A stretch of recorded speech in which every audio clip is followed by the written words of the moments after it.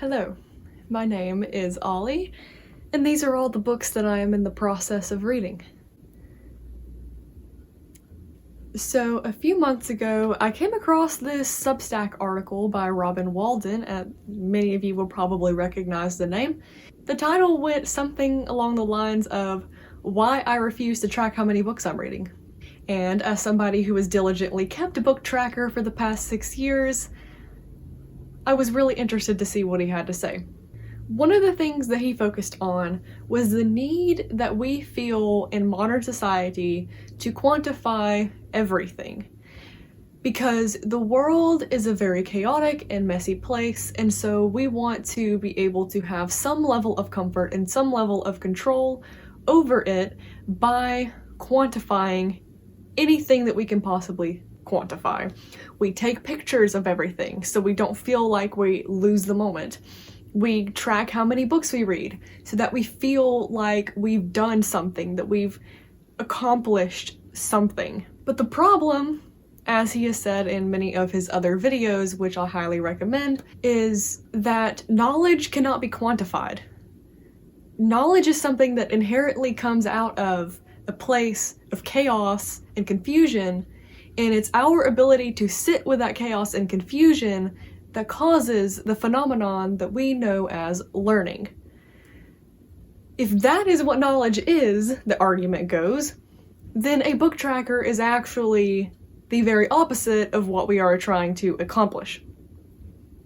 And so I thought that logic was pretty rational and reasonable, so what did I do? I deleted my book tracker, which I had kept for 6 years. I remember one of the most satisfying things about a book tracker was it had a little tiny bar graph with the number of books that you have read each year. And mine was very satisfyingly symmetrical because it was a perfect triangle. I guess it gave me a level of comfort or a level of mystical accomplishment by the fact that I had an upside down triangle. I had a triangle that took every single chaotic page, every note that I had scribbled in the margins, every sticky tab that I had put in my books, and made it into a perfect little graph. But after I deleted my book tracker app, I no longer had that lovely little triangle to go to when I felt uncomfortable and confused in the middle of a chaotic book. And what the absence of quantification did for my reading journey was a lot more drastic than I thought that it would be.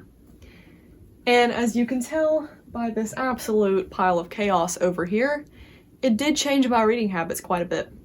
One of the most drastic things that deleting my book tracker did for my reading was that every day, the journey of reading was the reward.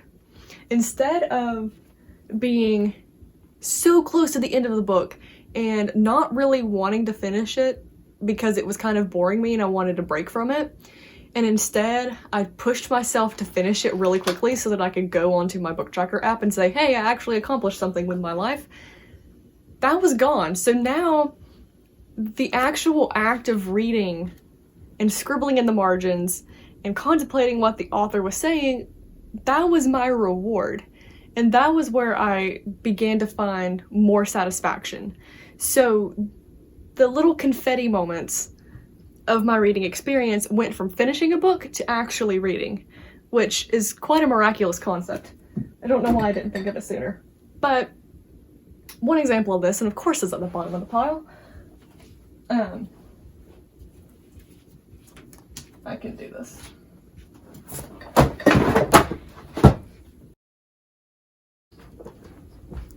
So, if you would like an example, take the Confessions of St. Augustine. So, I spent 2 hours on the first paragraph. When I first started on the paragraph, I thought I was just going to glance over it, just quickly finish it, so that I could move on to the next concept. And then I started seeing these repetitions within the paragraph. And I'm like, wait a minute, I see a poetic structure here. So, 2 hours later, I come up with this whole theory about what he was trying to do with all of these repetitions within the paragraph, and basically came up with a thesis for the entire book. And then the rest of these tabs are really taking the work that I did in the first paragraph and showing how those themes show up and change throughout the rest of the book. This was so much fun. It was so much fun to just spend an hour on one paragraph and not feel like I was wasting my time because I wasn't actually finishing a book. And as you can tell, I'm still in the middle of this book and I actually haven't picked it up in a couple of weeks. So that leads me to the second part of the beauty of deleting the book tracker. And that is, I never felt obligated to finish a book. When I was bored with a book, instead of trying to force my way through it and put my boredom aside and just go along with the book, I instead would pick up a book that actually was more interesting to me at the moment. Hence this disaster. And then I became a lot more invested in the book and I was just super interested in what it had to say and my curiosity was fresh and it was really helping me absorb everything that I could out of a book, because not only was I reading it slower, I didn't feel like I needed to finish it, and in any time if it felt like it was getting boring, I would let the book take a nap and then I would go pick up something else that was a little bit more fresh. And so what ended up happening was, instead of choosing what book I was going to read based on which one was almost finished or which ones I'd started yesterday and thought were going to be exciting and that I am now bored with today, my curiosity got to decide the book. And let me tell you, that will make the reading process a lot more fun because you're so much more absorbed in what you are reading, and so you get so much more out of it. The third part of this process was that choosing a book to read every day felt like choosing a brand new book to read every day. And if you are a book nerd, you probably know the feeling of when you finish a book and then you get to go to your bookshelf and pick the next one that you're going to read, and it is the most fabulous thing. I get to experience that every day now. I have all of these books to choose from when I'm choosing what I want to read. So whatever my mood is that particular day, I'm probably going to have a book in this pile that's going to fit that. If I'm feeling very literary, I can read the English Literature in the 16th Century by C.S. Lewis.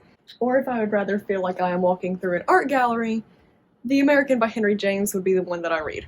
So there will be times when I entirely forget that I was reading a book, and then I find it on my shelf and I'm like, oh my goodness, I'm in the middle of reading this book, like, yay. And yet again, that adds to, you're going to get a lot more out of a book when you are interested in it and when you are more invested in it. So along the same lines, but kind of the exact opposite thing, you feel like you're reuniting with an old friend sometimes because you find a book that you didn't remember was in progress, and then it almost feels nostalgic because you haven't read it in forever. So when I was reading Alice in Wonderland, and like, it is so quirky and so wonderful, but sometimes I feel like it doesn't have a plot, and that drives me crazy. So I decided to pick up Winnie the Pooh, which I hadn't read in forever. I felt so at home in Milne's prose. It felt like visiting your grandmother's house on Thanksgiving. Like, just all of these memories from a couple of months ago of the delight in reading Winnie the Pooh came back. I mean, I was so invested in it. I was so nerdily happy that I was reading that book. Like, I was laughing at Eeyore's sarcasm. I was just so excited about anything that Winnie the Pooh did because I thought, oh my goodness, I don't have a book to read, and then I realized, oh, I'm in the middle of reading Winnie the Pooh. But anyway, so why do I say all this? If you're in a reading rut right now, and you feel like nothing that you have in progress is really interesting, it could be because you're trying too hard to quantify reading instead of just enjoying it.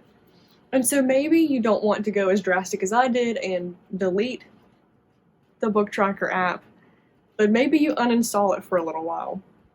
Or maybe you just do a month or so where you try to just read without trying to quantify it and trying to track which books you finished. And just see what that does for your reading process. And because you might be surprised at how chaotically delightful your reading experience becomes. Any hoozles, I hope that this gave you some ideas and maybe some inspiration for what you wanted to do for your reading journey, and I would love to know in the comments whether you are someone who is a religious book tracker, or if you are a little bit more laid back in your reading journey, or if you've tried both and you want to comment on the differences that you've seen in either. So yeah, that's kind of all I got.